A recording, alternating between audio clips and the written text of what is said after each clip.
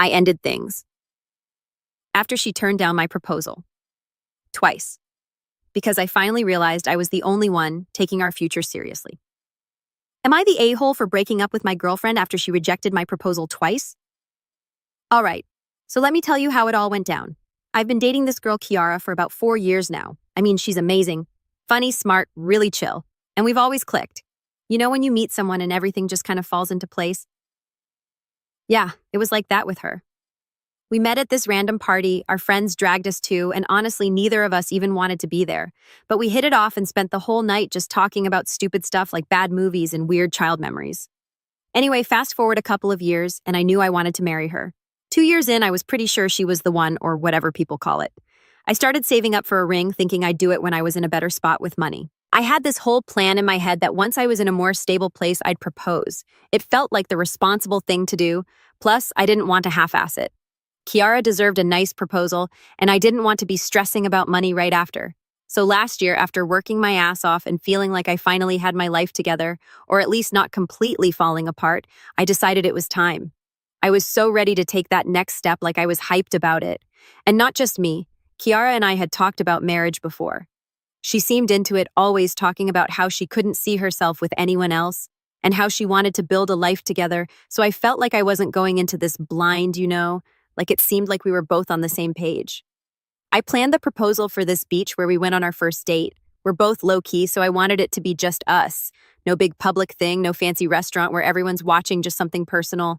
I remember that first date like it was yesterday. We didn't have much money back then, so we packed a cheap picnic, grabbed a couple of drinks, and sat on the beach talking till it got too cold. It was perfect. Anyway, the day of the proposal, I was nervous as hell.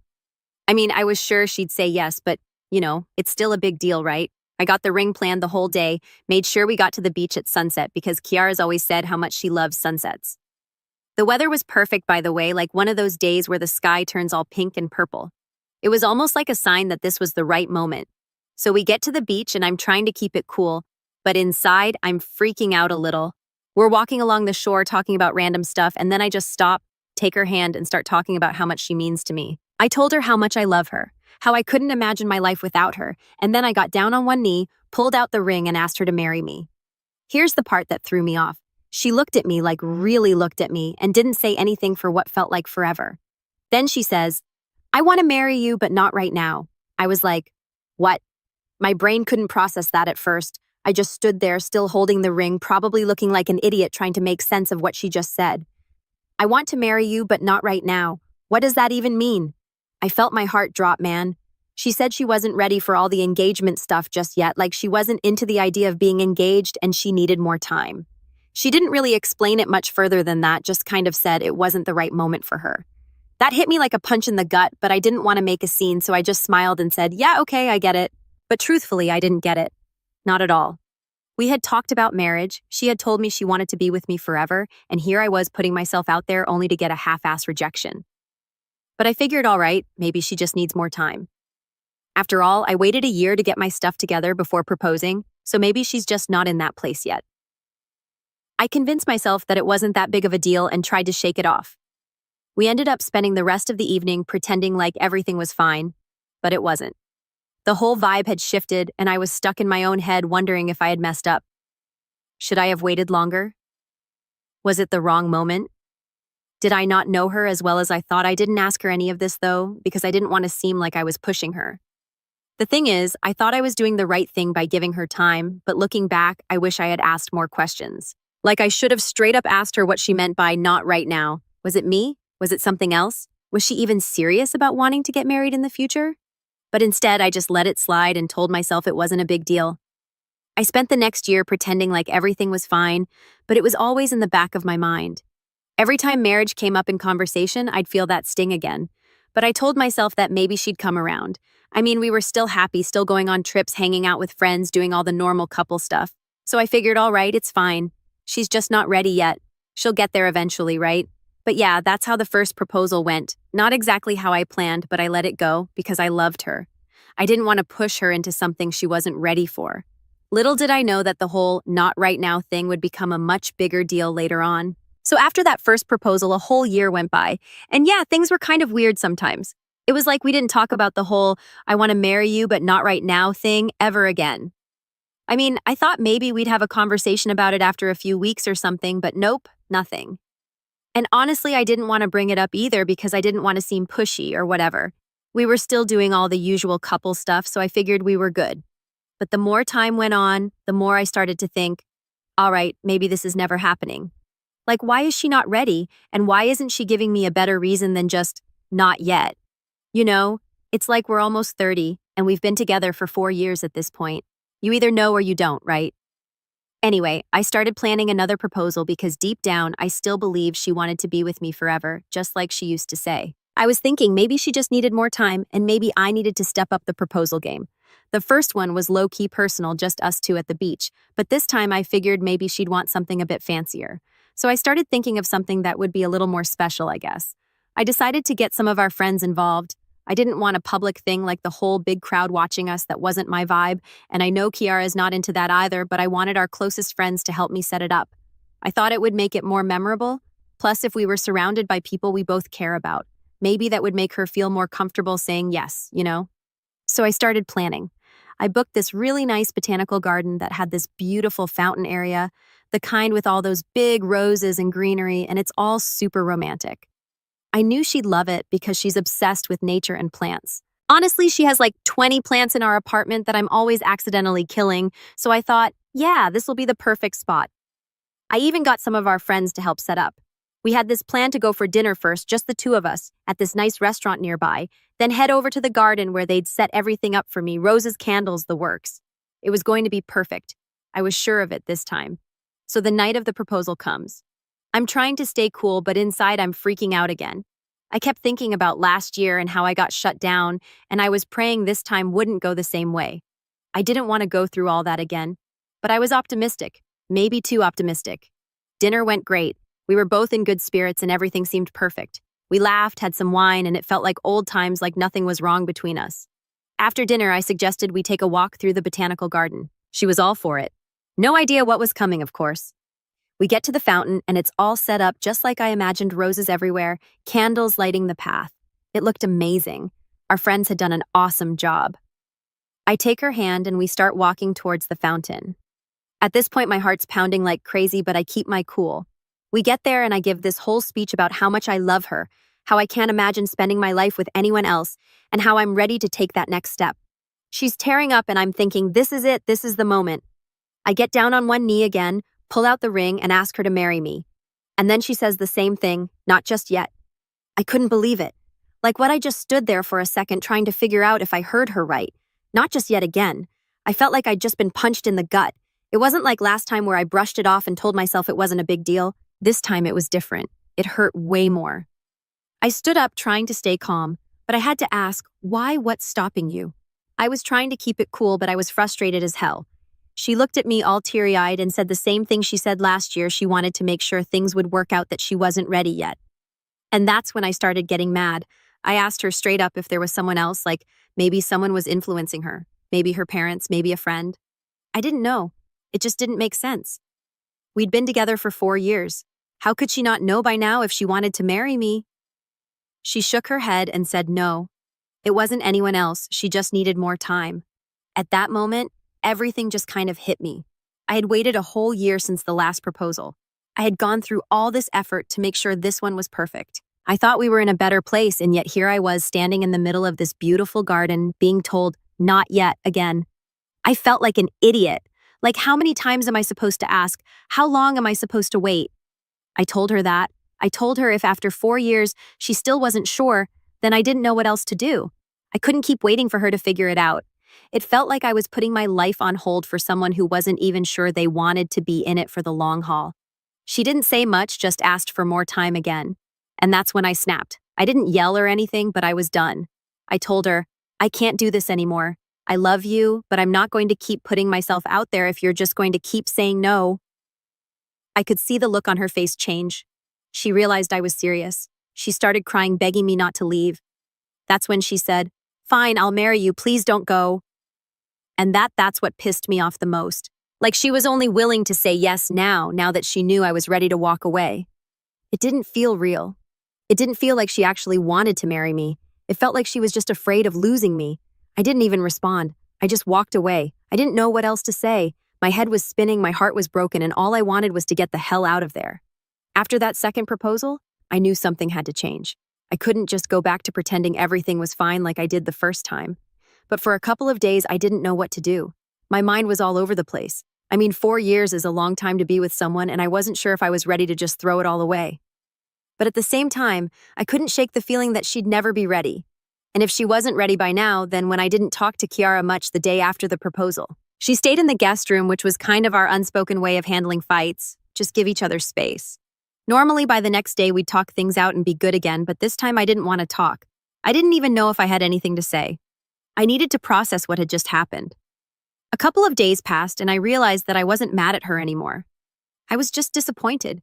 You know that feeling when you've put everything into something and you still come up short? That's where I was. Like I did everything right, or at least I thought I did, and it still wasn't enough. It sucked, plain and simple. By the end of the week, we finally sat down to talk. She was the one to bring it up, actually. She sat me down on the couch and said we needed to figure things out. And yeah, we did. We couldn't keep avoiding it. So I told her exactly how I felt, that I couldn't keep waiting for her to figure out if she wanted to marry me or not. I said that if she didn't know after 4 years, I wasn't sure she ever would. She just sat there quiet for what felt like forever. Then she said, "I do love you. I want to be with you. I just don't think I'm ready for marriage yet." And there it was again, that same damn phrase, not ready. I could feel my frustration building up again, but I kept it together. "Why not?" I asked. "What's stopping you? I mean, we've been together for 4 years and we've talked about getting married before. You said you wanted this." She sighed, and I could tell she was struggling to explain. "I don't know," she said. It's a big commitment and I don't want to rush into something I'm not sure about." That's when it hit me. She wasn't sure about me. Not us, not the relationship, just me. And honestly, that hurt more than I thought it would. I could deal with someone not being ready to get married, but not being sure about me after 4 years. That was a whole different thing. I leaned back on the couch trying to process it. I asked her straight up, "Are you ever going to be sure?" She looked at me, and for the first time she didn't have an answer. She just sat there staring at her hands, not saying a word. That's when I knew. I stood up and I told her, "I can't keep doing this. I love you, but if you're not sure about me by now, I don't think you ever will be. And I'm not going to wait around forever hoping you'll change your mind." She started crying, and yeah, it was tough to see. I didn't want to hurt her. I never did, but I couldn't keep pretending everything was fine. She begged me not to leave. She kept saying, "I'll marry you. I promise, just give me a little more time."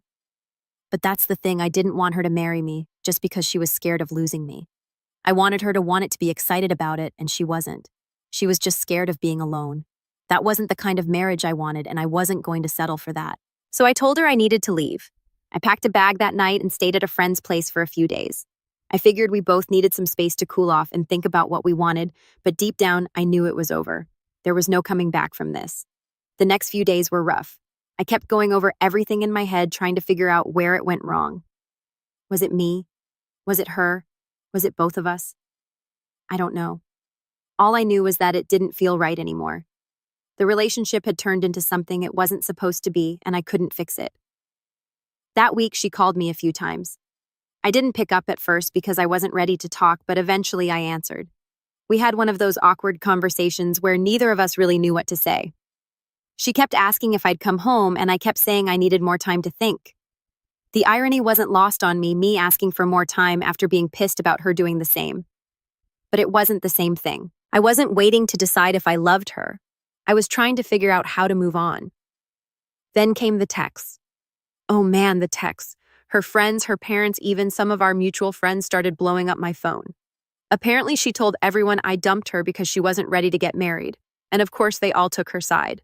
They called me immature, selfish, a jerk for throwing away a 4-year relationship just because she wasn't ready for the next step. But what they didn't understand, what none of them seemed to get, was that it wasn't about the wedding. It was about her not being sure about me. I mean, if someone's not sure about you after 4 years, how much longer are you supposed to wait? 5 years, 10? It felt like everyone was missing the point. The funny thing is, some of my friends didn't take her side. A few of them actually said they understood where I was coming from. They weren't taking sides exactly, but they weren't blaming me either. They knew what I had gone through, how much effort I put into the relationship, and that made me feel a little better knowing I wasn't completely crazy for walking away. I think that's when I finally accepted that it was over. I wasn't going back. No amount of begging or promises was going to change the fact that she didn't see a future with me. Not really. I went back to our place to get the rest of my stuff about a week later. Kiara wasn't there, and honestly, I was relieved. I didn't want to deal with another emotional conversation. I packed my things, left my key on the counter, and walked out for the last time. And just like that, it was over. 4 years done. And yeah, it hurt like hell, but for the first time in a long time, I felt like I made the right choice. I wasn't going to settle for someone who wasn't sure about me. I deserved better than that. Update 1.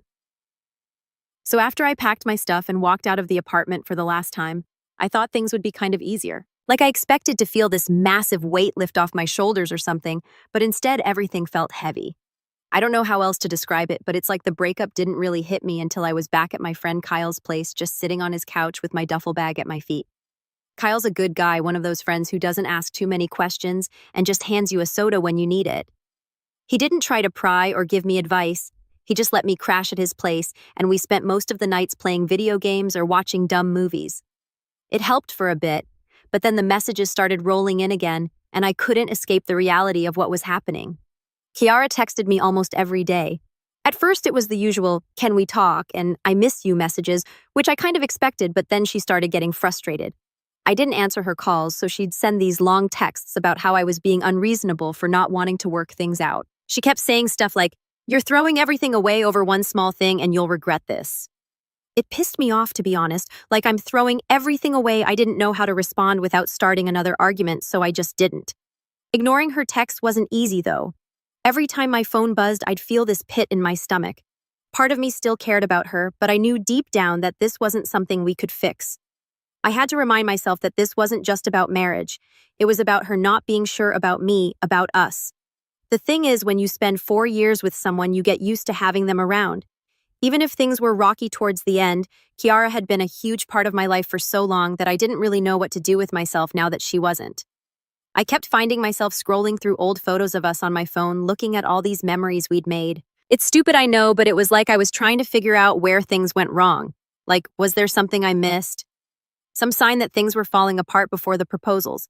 I spent way too much time thinking about that. Kyle told me I was overanalyzing it, and yeah, maybe he was right. But it was hard not to when you invest that much time into someone.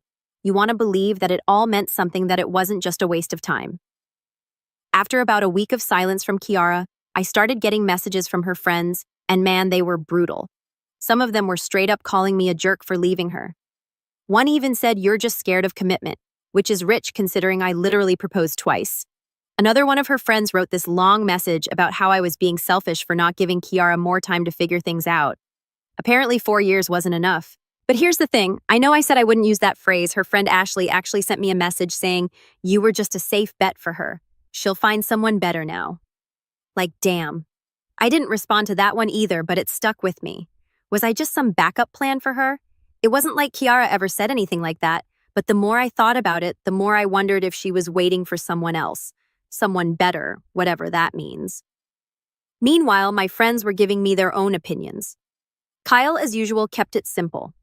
"Dude, you're better off. If she can't decide after 4 years, she's never going to." My buddy Matt was a bit more vocal. He thought I should have left sooner, like after the first rejection. He kept saying, "Why'd you give her a second chance, man? She made it clear the first time." I didn't really have an answer for that. I guess I just didn't want to give up on her that easily. Maybe that makes me sound stupid, but I wanted to believe things could still work out back then. It was a weird mix of emotions. I was angry, frustrated, but also sad. And part of me couldn't shake the guilt. Every time I saw her friend's text, I'd think, am I the bad guy here? I kept questioning myself even though I knew I did what I had to do. Breaking up wasn't some knee-jerk reaction. It was something I thought about for a long time. But still, when you're getting hit from all sides with people telling you you're the a-hole, it messes with your head. About 2 weeks after the breakup, I finally got a text from Kiara that wasn't angry. It was simple. "I understand now. I'm sorry. I hope you find someone who makes you happy." That was the last message I got from her. No more calls, no more texts. It felt weirdly final, and I wasn't sure how to feel about it. On one hand, I was relieved that the constant back and forth was over. On the other hand, it felt like the last thread between us had been cut. I wish I could say that's when everything got easier, but honestly, it didn't. I still had moments where I'd think about her, about what we had and what could have been. But over time, those moments got fewer and fewer. The more space I had from her, the more I realized that breaking up was the right choice. It hurt like hell, but it was necessary. I didn't want to be stuck in a relationship where I was always waiting for her to be ready. Eventually, I moved out of Kyle's place and got my own apartment. It wasn't anything fancy, just a one-bedroom in a decent part of town, but it was mine. I started focusing on myself more, hanging out with friends, hitting the gym, just trying to get my life back on track. And slowly, things started feeling normal again. I'm not saying I'm over it 100%, but I'm in a better place now. Looking back, I realized that I deserve someone who's sure about me, not someone who needs years to decide if I'm worth it. It's still a tough pill to swallow, but I've accepted it. So yeah, that's the aftermath. It wasn't pretty, and I'm still dealing with some of the fallout, but I think I'm finally moving on. Update 2. So after months of adjusting to life on my own, I felt like I was finally getting the hang of things. It's not like everything magically got better or something, but things were just easier. I wasn't waking up every morning with that knot in my stomach anymore. Kiara wasn't on my mind all the time, and I wasn't constantly checking my phone to see if she texted. I had my routine, my space, and honestly, it was nice to have my own place again. I could leave dishes in the sink if I wanted blast music at 1 a.m. or just sit in silence with a soda on the balcony. No one to answer to. It felt good. Work was going fine. I wasn't one of those people who throws themselves into their job after a breakup or whatever, but having something to focus on definitely helped. I didn't think about anything else when I was knee-deep in projects or sitting in meetings. I think that was my biggest win, just being able to focus on something without getting distracted by thoughts of the past. But as anyone will tell you, just when you think you're moving on, life has this way of throwing something at you to test if you're really over it. I was at a bar with Kyle one Friday night.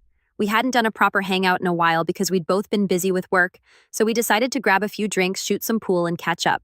The night was going great: laughs, beers, trash, talking over pool, the usual. It was just one of those nights where you're not thinking about anything too heavy, just enjoying the moment. Then out of nowhere, Kyle gets this weird look on his face while we're playing. I'm about to line up a shot when he says, "A dude, Kiara's here." I froze. My mind went blank for a second, and I just stood there with the pool cue in my hand, not knowing what to do. I hadn't seen her in months. Yeah, I knew she was seeing someone new, but it's one thing to hear about it through the grapevine and another thing to see it with your own eyes. I tried to play it cool, though. I didn't want to freak out or anything. I mean, it's a small town, and it was bound to happen at some point, right? I took a deep breath and casually glanced over, and there she was, sitting at the bar with a guy. They were laughing, having a drink, looking like they were having a good time. And you know what? It didn't hit me the way I thought it would. Yeah, my heart kind of sank at first, but it wasn't the gut-wrenching feeling I was expecting. I just stood there staring for a second, then looked back at Kyle, who was watching me like I was about to lose it. I shook my head and said, "It's fine, man, let's keep playing." And that was it. No big dramatic moment, no meltdown. We just went back to the game, and I did my best to act like I hadn't just seen my ex with someone else. It wasn't easy, though. Every time I looked up there, they were laughing, talking, looking happy. It wasn't jealousy exactly, more like this weird mix of nostalgia and relief. Like, part of me missed her, but another part of me was glad it wasn't me sitting at that bar with her anymore. Kyle noticed I was kind of quiet after that, and he asked if I was cool. I told him I was fine, but deep down I felt this weird emptiness, not because I wanted Kiara back, but because it hit me that this chapter of my life was really over. Seeing her with someone else was like the final nail in the coffin. It wasn't just me moving on, it was her too. And that stung a little, even if I knew it was for the best. We finished up at the bar and decided to call it a night. Kyle kept asking if I wanted to grab another drink or hit another spot, but I told him I was tired and just wanted to head home. I think he knew I wasn't really in the mood for more socializing. When I got home, I sat on my balcony with a soda, just staring out at the trees, thinking about how much had changed in the last few months. A year ago, I was planning a future with Kiara. Now she was just a memory, someone I used to know. It was a lot to take in, but at the same time, I felt this sense of closure. Seeing her with someone else happy made me realize that it was time to really let go. And that's what I did. I sat there on the balcony for a long time, just thinking about everything that had happened, and for the first time in a long time, I wasn't angry or sad or confused. I was just okay with it. Life goes on, and so do people. Kiara had moved on, and so had I. It wasn't some dramatic revelation or anything, just a quiet acceptance that things were the way they were. The next morning, I woke up feeling lighter. It sounds cheesy, but it was like this big weight had been lifted off my shoulders. I wasn't holding on to any anger or regret anymore. Kiara was part of my past, and now it was time to focus on my future. Over the next few weeks, I started putting myself out there again. I'm not saying I jumped back into the dating scene or anything, I wasn't ready for that yet, but I stopped avoiding it. I went out more, talked to people, started thinking about what I wanted for myself, not just in a relationship, but in life in general. It's funny how breakups make you reevaluate everything. It wasn't just about moving on from Kiara, it was about figuring out who I was and what I wanted from life. And I realized that I still had a lot to figure out, but that was okay. I wasn't in a rush. For the first time in a long time, I was content with where I was. So yeah, that's pretty much where things stand now. I'm moving forward slowly but surely. It's not perfect, but life never is, and honestly, I'm okay with that. I'm learning to take things as they come, to not stress too much about the future, and to just enjoy where I am right now. Who knows what's next? I guess I'll just have to wait and see.